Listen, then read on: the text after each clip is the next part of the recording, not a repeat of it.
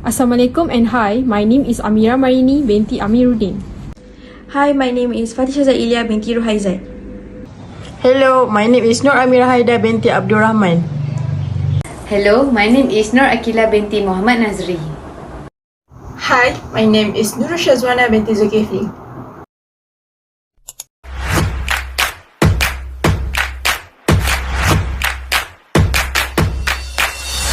Firstly, I will explain about the definition of whistleblower.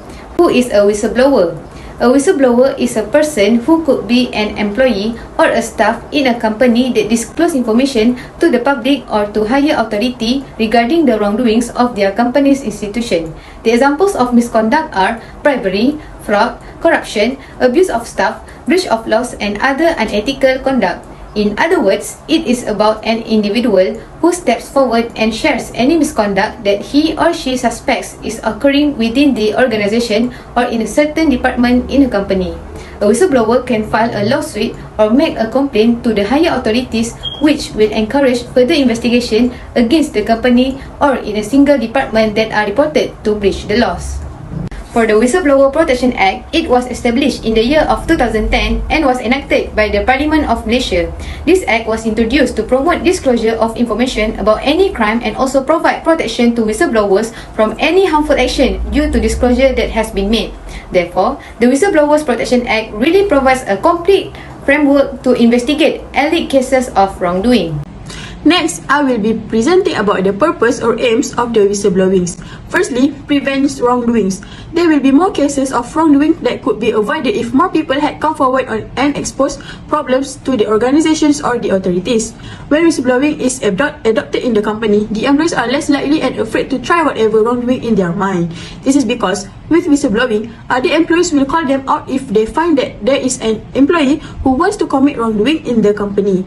Then, they will report it to the upper organization and management will investigate the accusation. So, this will avoid the employees from acting wrong and unethically. It will also create a good and ethical organization. Next, it also allows transparency. Transparency is an essential element in the work environment. Whistleblowing can help increase transparency and accountability in an organization. Whistleblowing also provides a transparent and accountable work environment, which allowing the company to be more efficient by preventing both illegal and undesirable behavior. It also creates a sense of security among employees, which allowing them to express their concerns and feel value while also encouraging open creativity. Also, whistleblowing encourages openness, which will allow the employers are not breaking the law, engaging in unethical activities, or otherwise engaging in something wrong with which they may be unwittingly associated. Furthermore, whistleblowing also helps to minimize risks and costs. Misconduct and fraud will be left unreported, which will remain unexposed if there is no whistleblowing adopted in the company. Hence, it will lead to more unethical and more wrong actions of the employees. So, with the existence of whistleblowing in the company, it can minimize fraud risk and misconduct risk. Also, when the company has no idea about the unethical cases, there will be risks that the company requires to take care of, which are legal prosecution, thanks to the company reputation and financial penalties. Thus, if the whistleblowers feel confident to report the case, they are actually helping the company to save money and fund over the long term. Lastly, it also provides more detailed insight into issues. Internal reports can provide critical evidence which management requires to assemble the complete cases and then provide the appropriate response. Whistleblowers usually have first-hand knowledge of the issues being reported. They can regularly provide details and insight into company matters that would otherwise go unnoticed. This is something whistleblowers should acknowledge because they may be the only ones who have access to the information. Even if others are aware, they may refuse to give evidence to support the disclosure. Okay, now I will be presenting about the types of whistleblowing. First is internal whistleblowing. Internal whistleblowing is the reporting or wrongdoing or unethical acts internally, which is within a company's management or organization, such as the manager or the director.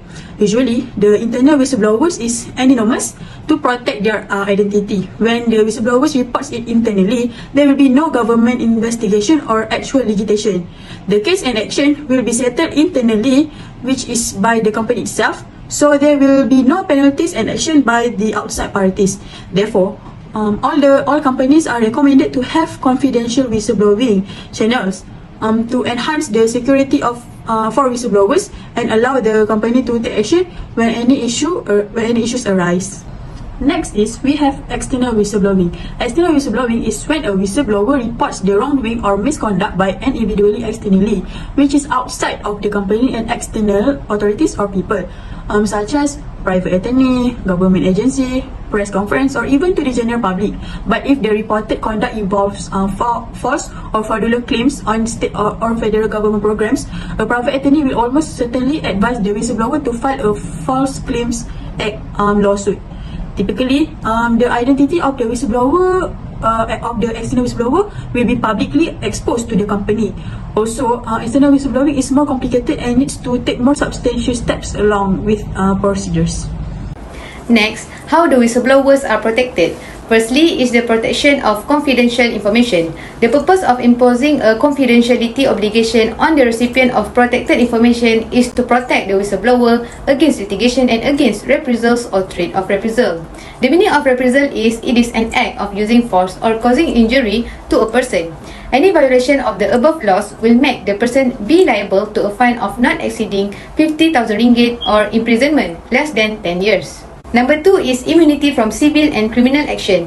Other than that, a whistleblower shall not be subject to any liability arising in terms of administrative process, such as disciplinary action or claim made against the whistleblower for making a disclosure of the improper conduct. It means that the Act provides protection that no person shall take harmful action against a whistleblower or any person related to or associated with the whistleblower. Ironically, the immunity will not be available if it can be shown that the whistleblower acted suspiciously, in bad faith, or made a false report. Lastly, protection against detrimental action. The Act also provides that no person shall take detrimental or harmful action against a whistleblower or any person related to or associated with the whistleblower. Detrimental action is defined as injury, loss or damage, intimidation or harassment, or interference with a person's lawful employment or livelihood. Plus, it is also including discrimination, discharge, demotion, suspension, termination, or adverse treatment in relation to a person's employment, career, profession, trade, or business. In a nutshell, the Act encourages and facilitates anonymous reporting of inappropriate conduct in the public and private sectors, as well as providing protection to whistleblowers against retaliation. This is because a person with knowledge of improper activity in an organization may be discouraged from blowing the whistle if they are not protected. Next, I will be presenting on the revocation of whistleblower protection. In Malaysia, all whistleblowers will be protected according to Whistleblower Protection Act 2010. However, there are certain circumstances that Protection Act is not liable or will be exempted. The whistleblower should be informed if his or her whistleblower protection has been cancelled by the enforcement agency. Any person who is dissatisfied with the enforcement agency decision may ask the court to evaluate it. The court has the authority to make an order maintaining whistleblower protection as well as any other order necessary to carry out the relief order. The enforcement agency shall revoke the whistleblower protection under Section 7 based on its investigation or in course of its investigation if it is stated as follows. First, the whistleblower himself has participated in the improper conduct disclosed. Second, the whistleblower willfully made in his disclosure of improper conduct a material statement which he knew or believed to be false or did not believe to be true. Third, the disclosure of improper conduct is frivolous or vexatious. Fourth, the disclosure of improper conduct principally involves questioning the merits of government policy, including policy of a public body. Fifth, the disclosure of improper conduct is made solely or substantially with the motive of avoiding dismissal or other disciplinary action. And the last one, the whistleblower in the course of making the disclosure or providing further information commits an offence under this Act. Next, I will be presenting on the positive impact of whistleblowing. Whistleblowers speak forward because they are unwilling to abandon their employer. They have faith that the company will pay attention to their problems and learn from them. Companies can follow this optimism by first acknowledging the benefits of whistleblowing. Firstly, it reveals inconvenient truth. Whistleblowing is an important last line of protection in internal control systems, and it is a tool for removing skepticism and inertia. Whistleblowing provides organizations with the opportunity to receive direct and honest input that is free of self-interest and unfiltered by management. The regular workplace language and diplomacy are suspended. Whistleblowers can be open, honest, and brave. Whistleblowing can involve problems previously unknown to the company, or it can guarantee that the seriousness and scope of a recognized issue are properly acknowledged. Whistleblowing can be done in hindsight about the things that have already gone wrong, or it can serve as a wake-up call that prevents a disaster from arising. The greatest way to limit damage is to cope with these problems. Next is efficiently monitor their policies and business principles.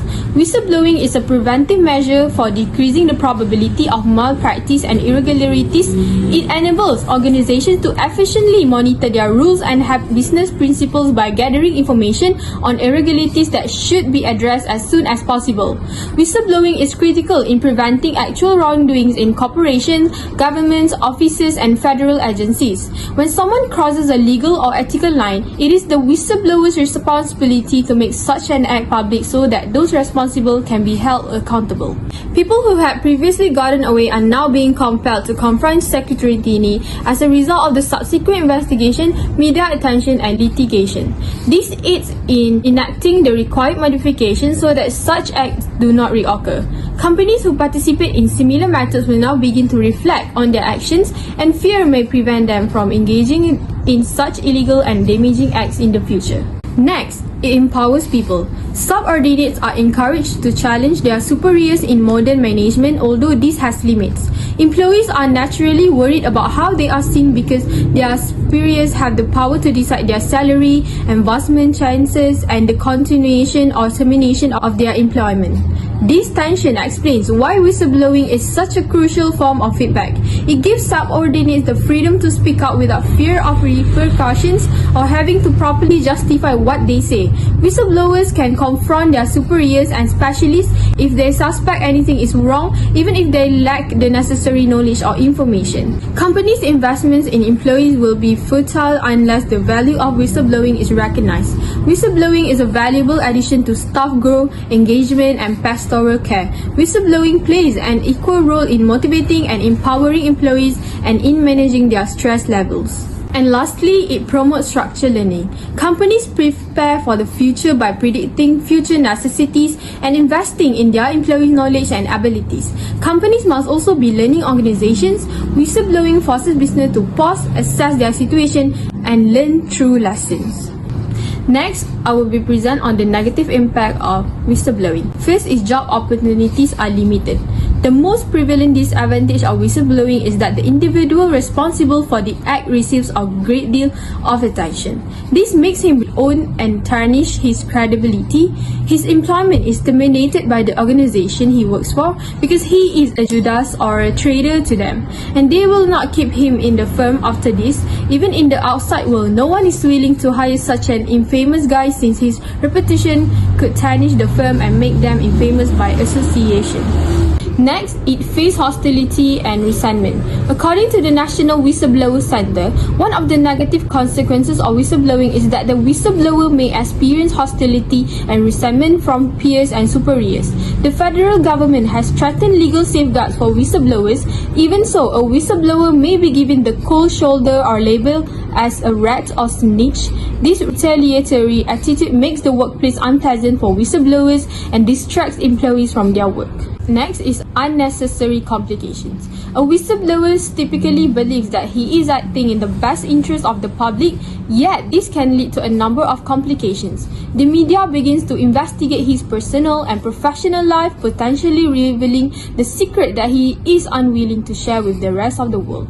Any previous grievances may come to light, casting him in an unfavorable light. And lastly, stress and anxiety. Threat, blackmail, and anguish can cause stress and anxiety in the life of a whistleblower who has decided to go public. His co-workers may not agree with his conduct, and the people he considered friends may abandon him because no one wants to be linked with an infamous person. This can be harmful to his physical and mental health, as well as creating rifts in his personal and professional relationships. So I will now explain what is anonymous report. Anonymous report is a process whereby people can submit a whistleblowing report without revealing their identity. In order to keep the identity of the whistleblower hidden, the companies need to guarantee that the reporting person cannot be identified by personal attributes such as their working department, IP address, telephone number, voice, writing style, and others. Anonymity helps to lower the inhibition threshold for whistleblowers. The whistleblowers might fear reprisals, so speaking out is a really brave step to take. Giving people the option to remain anonymous when raising their concerns will help build trust in your whistleblowing process. It tells people that addressing an issue is more important than identifying someone. There are also drawbacks that could occur from anonymous reports. So, what are the drawbacks?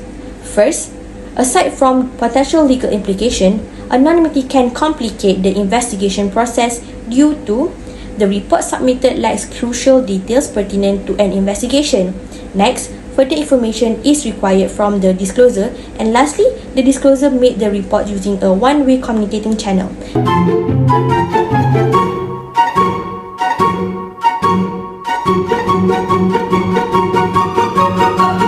Now I will present an example of cases that are related to whistleblowing. Firstly, Enron accounting scandal. In this case, Sharon Walking reported to the company's top management that Enron was on the edge of collapse due to various financial mismanagement she had identified in the company's accounting record. She wrote an anonymous letter to the founder of the company, Kenneth Lay, after learning that Enron was involved in improper accounting practices. Since Sharon did not give information about the company to another external body to assist in the investigation of illegal accounting practices, this is considered internal whistleblowing and her safety is ensured according to the Whistleblowing Protection Act. Next is Lehman Brothers scandal. Materially, a former senior executive at Lehman Brothers is the first to express concern about Lehman misappropriated accounting gimmick by temporarily removing 50 billion ringgit from the company ledger to make it seem as if it was lessening its needs on borrow fund and paying off its debt. It was never disclosed to investors or authorities by Lehman. Materially, however, refused to sign off on the reliability of the firm's financial account every quarter 10 months before the bankruptcy. Then, he wrote a letter to Lehman top management reporting the misconduct, but he was dismissed 6 days later, which show many parties that involved in this crime did not want this misconduct to spread out, including Lehman Brothers accounting firm, which has been sued for aiding and abetting a fraud. In the end, Mathieu was unable to find a new job since there is a negative impact that he had to bear, even though there is a Whistleblower Protection Act.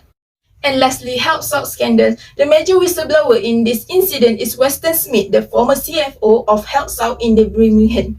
The US Security and Exchange Commission, SEC, charged Health South of an accounting fraud in which the company's profit were improperly misrepresented by 1.4 billion. Journal entry, false documentation, and fixed asset ledger that used to present auditor were fabricated in an attempt to further cover the wrongdoing, which also involved Health South staff. Thus, Weston Smith became a whistleblower by alerting federal authorities toward the fraud because of guilty for misconduct, which can be considered external whistleblowing. However, there is a revocation in the Whistleblower Protection Act since he participated in improper conduct disclosed, which was later sentenced to 27 months in prison. In conclusion, whistleblowing has affected various changes inside the business and industry processes. Whistleblowing has a lot of negative consequences for a company, including a loss of respect and a decrease in customer, which both will result in loss of income. When a whistleblower is found within a company, other employees may be hesitant to share information with them for fear of the whistleblower leaking it. As a result, lack of trust developed within the company, which can have a harmful impact over time. However, with the Protection Act for the whistleblower, it can be considered good because it encourages employees to report misconduct for the public benefit as its priority. That is why it is important moral behavior that promotes organizational transparency and fairness, because all employees have a responsibility to remain vigilant for wrongdoing and act on it accordingly, since there is an act of protection by laws that can protect the whistleblower's well-being. That's all. Thank you.